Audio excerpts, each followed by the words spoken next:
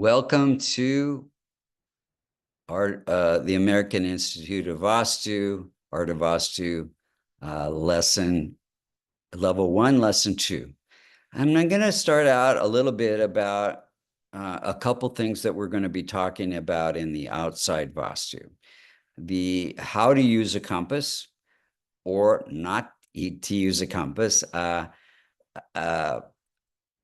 I suggest is as students, you use Google Earth. You put in your address into Google Maps, and then you pull up the satellite view and expand it.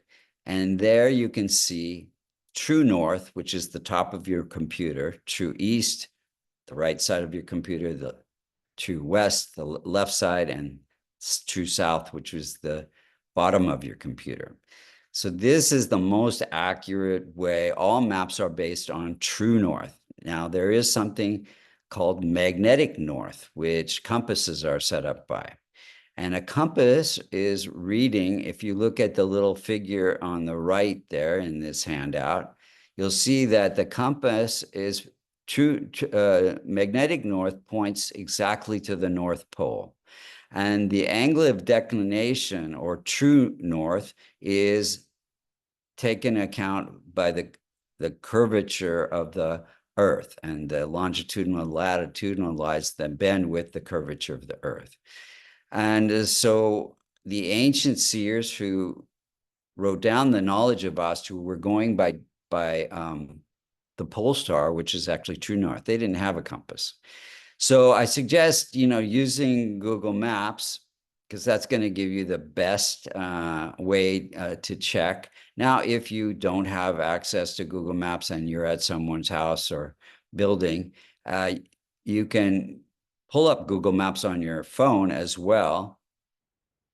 And you can try using or double checking using the compass on your phone. Make sure you check this in preferences, the setting of true north, not magnetic north. And but sometimes this gets thrown off by the electromagnetic energies of wires in the floor or the ceiling, and many things can throw it off. So double check with Google Maps. The other thing you can do is, I'm just going to show you. Again, this is showing that, like the United States, the angle of declination is as much as 20 degrees if you're on the West Coast in Seattle, Washington, and it's off 20 degrees if you're in Maine. If you're in the central part of the states, there is no angle of declination. But yeah, I just wanted to show you that so you can really make sure that you're getting the best direction, because Vastu is a directionally based science. Okay, now let's go a little bit into outside Vastu.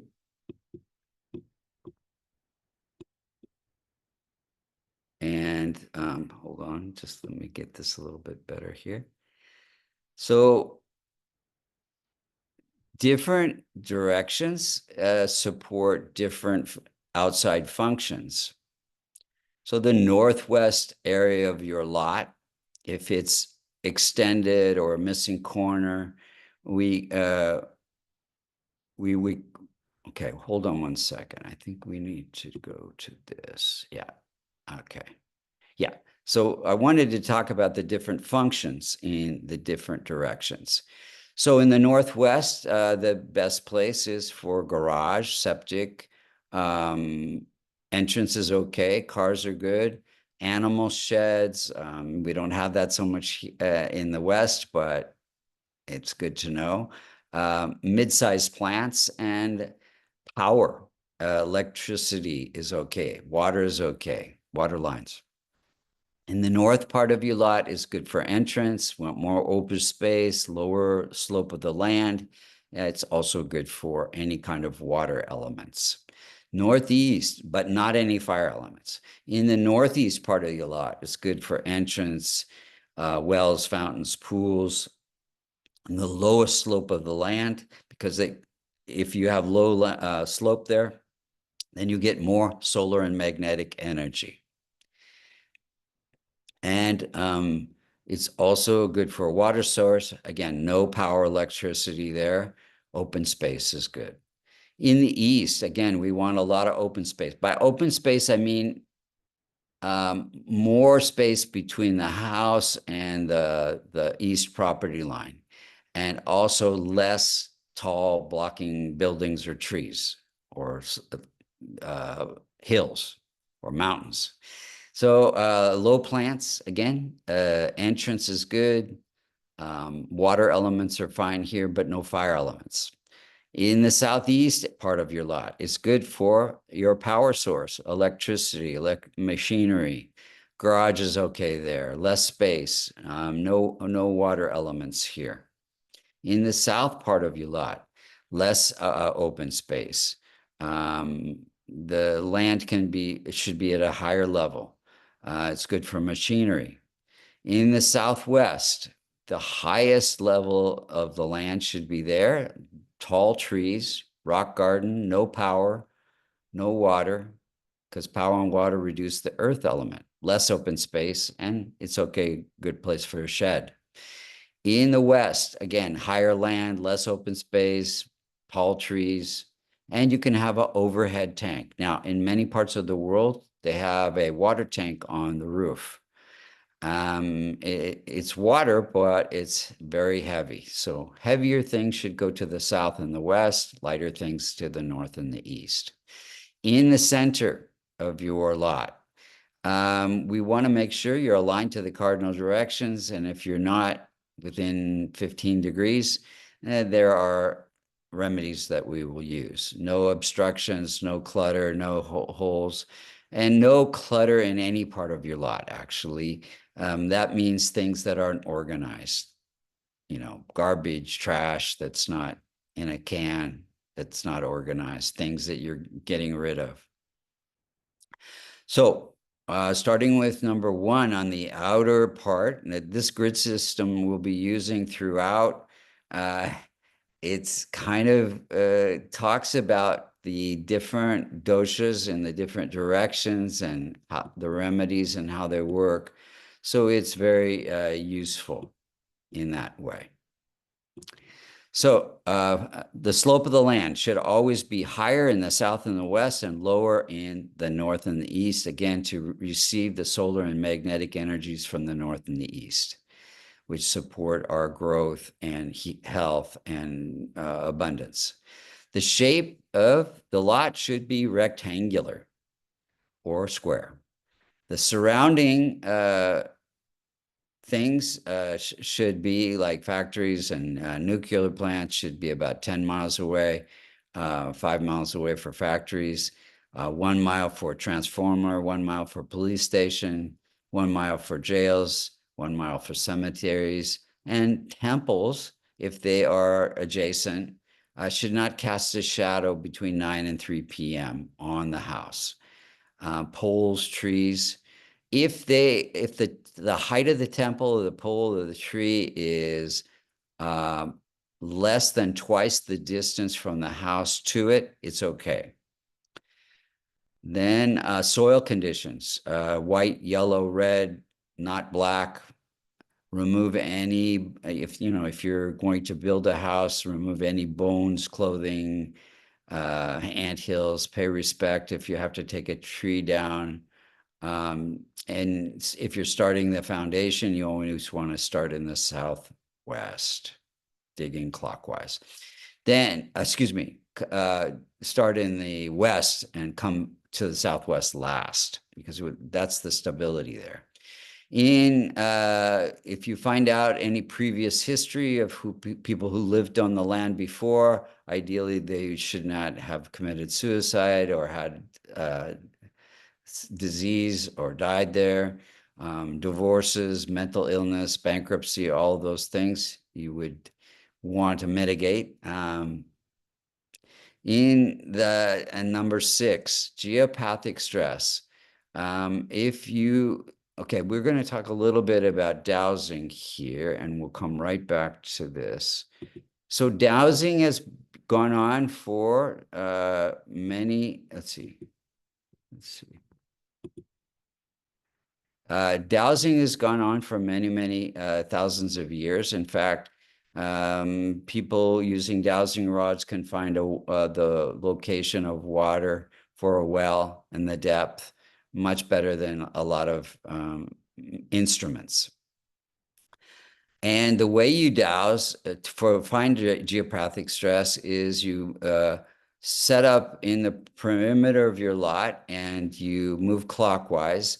You start with 2 dowsing rods. Now they can just be any kind of wire that's maybe 12 inches long, and you bend it at a 4-inch mark, and that becomes the handle. And you want 2 dowsing rods in the figure that's shown here.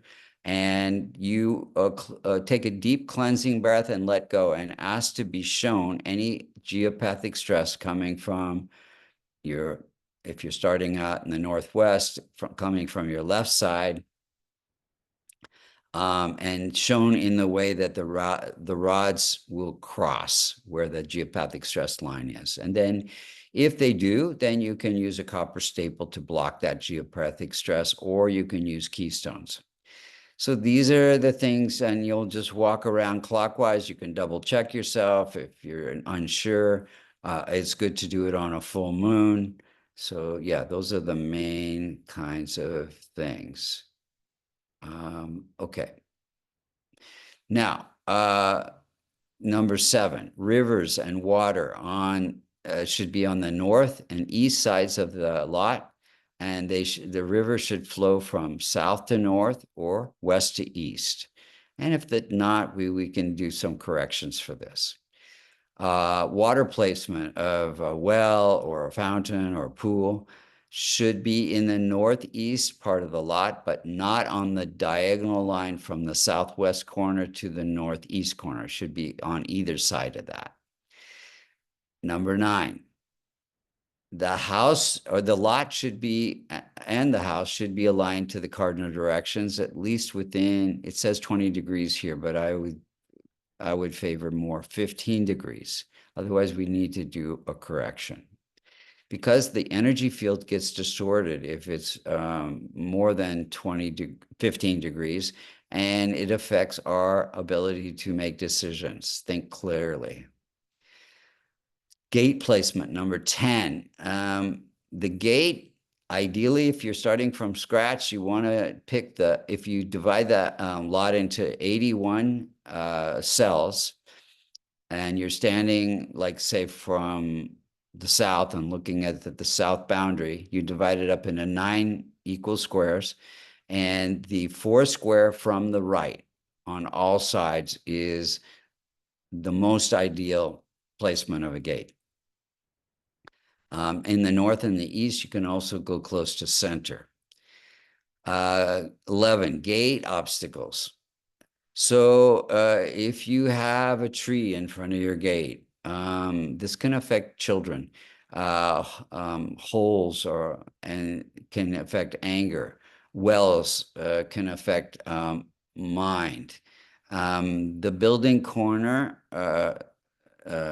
if you don't want to have a gate in the corner. Waterfalls, columns, poles.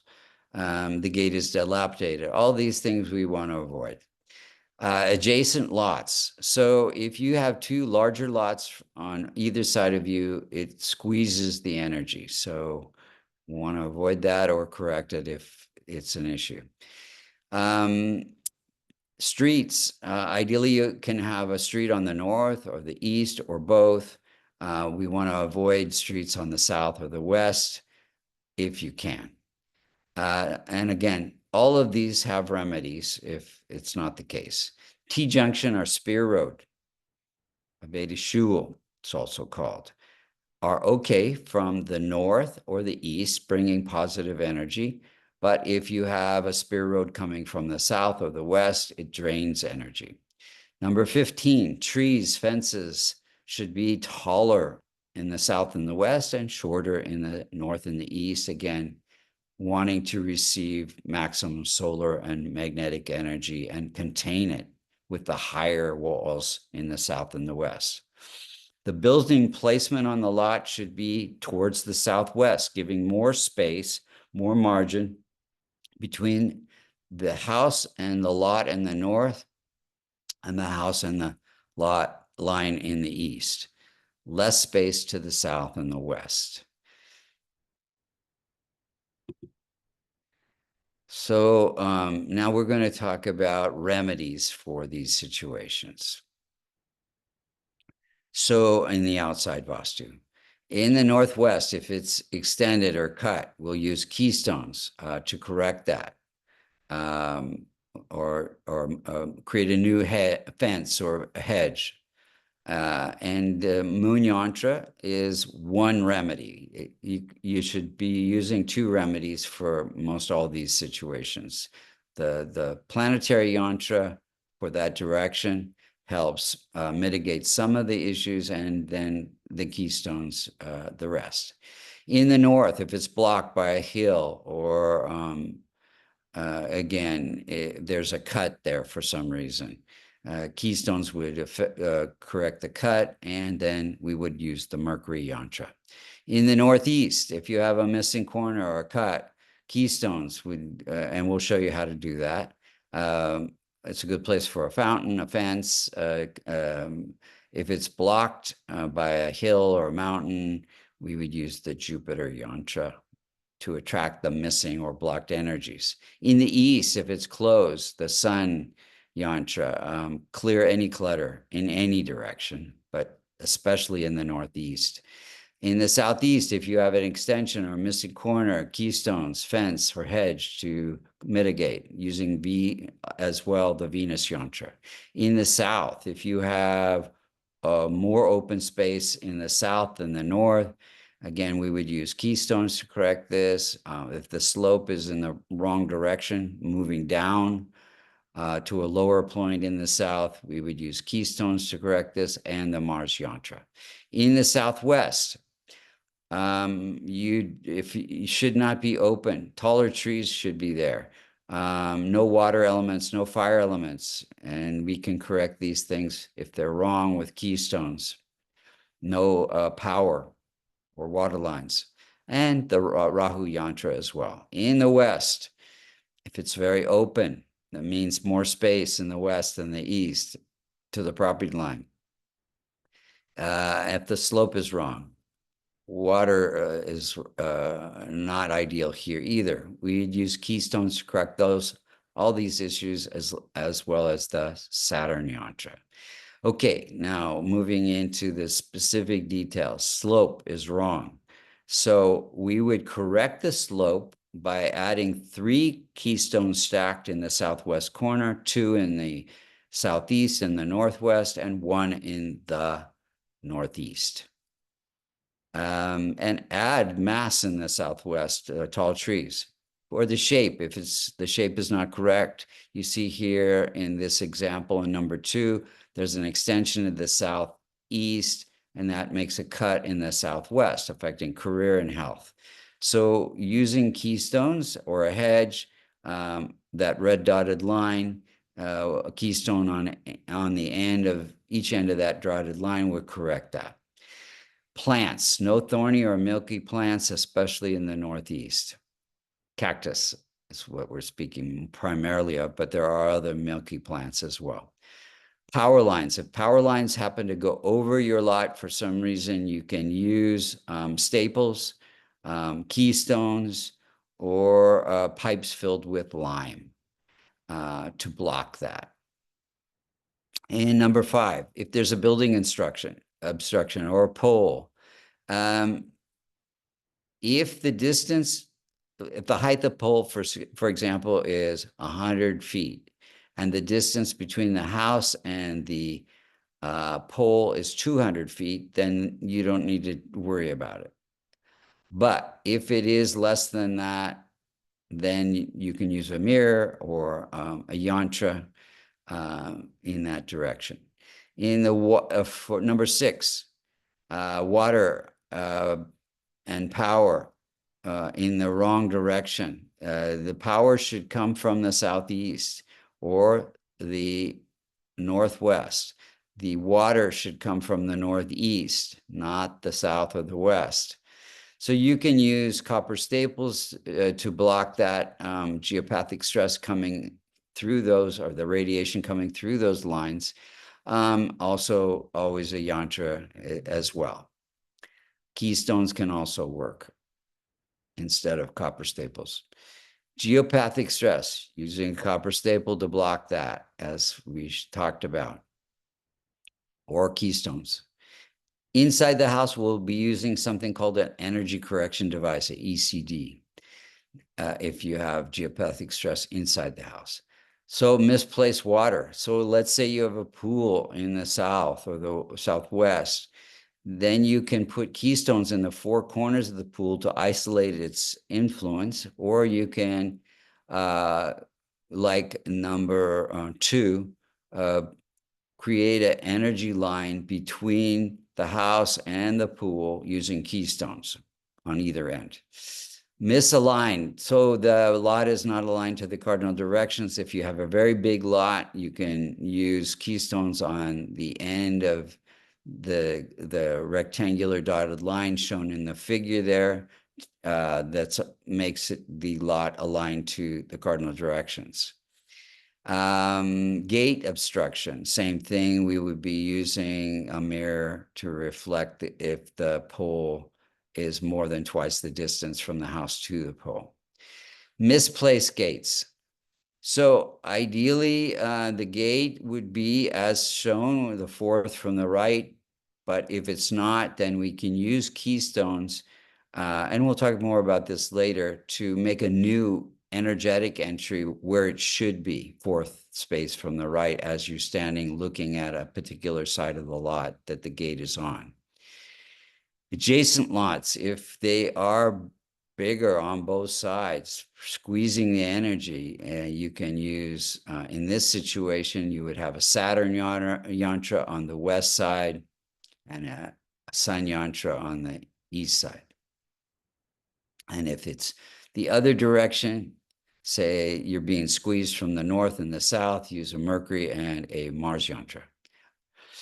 Number 13, streets ideally should be on the north or the east side of the lot, but if they're on the south and the west, you can use keystones to energetically separate you from the influence of the road on those sides, and this will slow down expenses. Number 14, T-junction, Spear Road, Vedashul. So again, they are beneficial coming from the north and the east, but if they come from the south or the west, again, we can use keystones to energetically separate you from that influence and slow down expenses. Missing corners, extensions, we can use keystones. They're the best remedy to complete the rectangular square of the lot. And it could be like in this situation, if the lot is not rectangular, you would use keystones. If the house is not rectangular, you would use ECDs or inside the house, or if there's a pole or something outside the house to complete the rectangle, you can use copper ECDs. We'll talk more about that later as well. Building placement. If the house is more closer to the north and the east, creating more space in the south and the west, again, use keystones. To limit the space on the, in this situation, it would be to the south. This concludes outside Vastu corrections. Thank you so much for participating, and join us for level 1, lesson 3, where we'll be talking about the inside influences of Vastu.